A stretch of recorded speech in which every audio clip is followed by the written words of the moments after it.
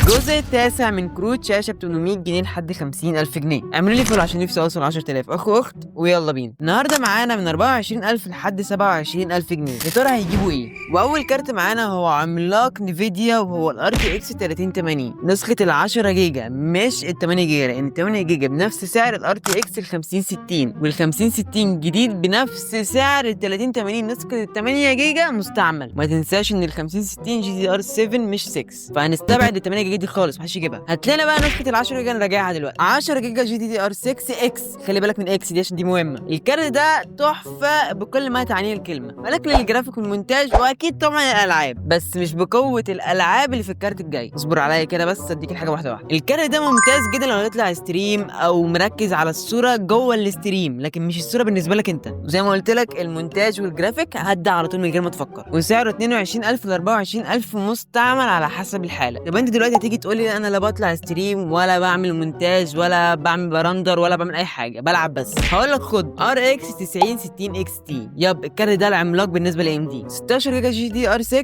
وتحفه جدا بالنسبه للالعاب، وسعره فوق الخرافي بالنسبه اللي بيقدمه. بس طبعا الجرافيك والمونتاج بطه بلدي مش هنهزر، بس مش هيقول لا عشان نبقى عارفين يعني، بس مش بنفس قوه ال 3080. تعالوا بقى نشوف سعره الخرافي الجامد قوي ده. الصراحه سعره 23,000 جنيه. شفته عند النور تيك جديد، خلي بالك طبعا ضمان محلي 3 سنين. كده انت عايز جرافيك مونتاج ستريم ومش مركز على اداء العاب، يبقى تروح لل 3080. طب انت مش بتطلع ستريم ولا بتمنتج ولا بالجرافيك ولا اي حاجه، ما اعرفش ايه بالجرافيك دي بس حلوه جميل، اقول لك روح لل 9060 اكس تي بس كده.